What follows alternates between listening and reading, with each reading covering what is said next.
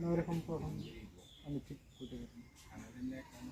Case উঠাইবে না, শুনি যাই হোক কেস উঠাইবে না, কেস যেমনি আছে থাকুক।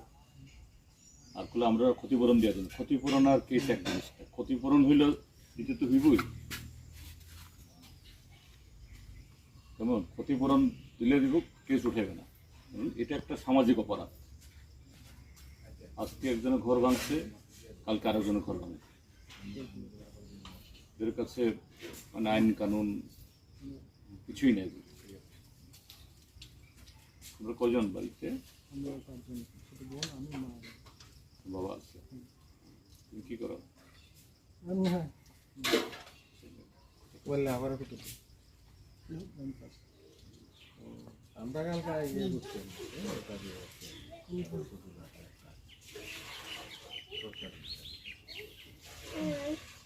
মানে মানে অতিরিক্ত কিছু বলবো না, যা ঘটনা কি কারণ হইতে পারে। কেননা তারা প্রতিশ্রুতি শুনছি আমরা, রাস্তা হইলে তো রাস্তা খুব মোটামুটি একটা গ্রামের রাস্তা, এর চেয়ে বড় বহু গ্রামই নেই।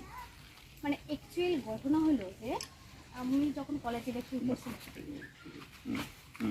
কলেজ ইলেকশন যখন আমি এবিবি থেকে লড়েছিলাম বিজেপির হয়ে, তারপরে আমি আস্তে আস্তে কলেজ কমপ্লিট হয়েছে, তখন আমি পঞ্চায়েত ইনভলভ করেছি।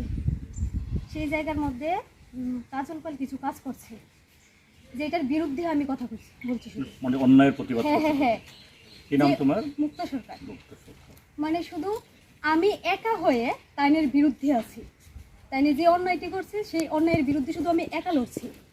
সেই জায়গার মধ্যে তখন থেকেই ওনার মানে আমার সাথে সমস্যাটা সৃষ্টি হয়েছে।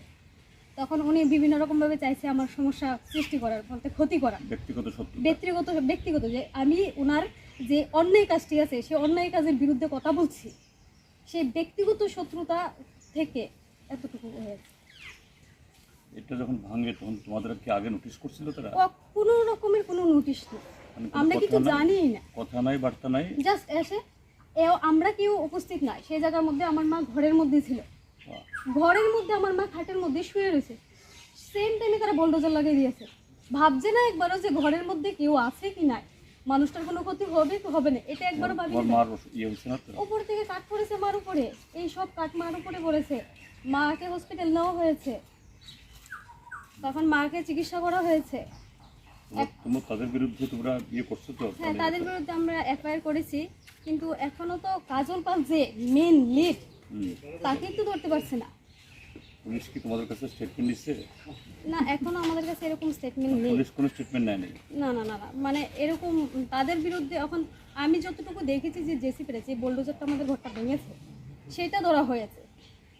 আর আমার মা তো সবার নাম বলতে পারছে না, ঠিক আছে, মা তো সবাইকে চিনতে পারে। বোলডোজার তো হয়তো বা এই কোনো শ্রমিক বা কোনো আসতে পারে, যে তার আগে তোমাদের এই ঘরটা ভাঙতে হইব, এটাকে সরাইতে হইব, এরকম কেউ বলছে কি এসে?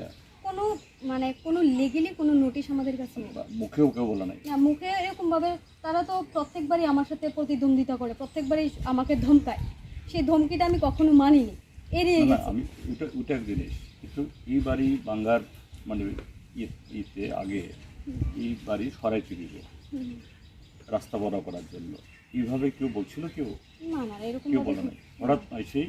হ্যাঁ, তারপরে প্রথম দিকেতে কিছু তারা করেছে আমাদের সাথে, বলতে এটা তো আমরা প্রধানমন্ত্রী আবাস যোজনা ঘর তো আর একদিনে উঠে না। আমরা বলেছিলাম যদি তোমাদের সমস্যা থাকতো, রাস্তা হওয়ার হতো, তোমরা আগে আমাকে একবার নোটিশ করতা, একবার আমাকে বলতা যে তোমাদের ঘরটা ইললিগালি আছে। আমাদের মতন মানে দরিদ্র শ্রেণীর মানুষ মানে কোনো ইয়ে করতে রাখি রাস্তা পিডব্লিউডি রাস্তা গ্রাম পঞ্চায়েত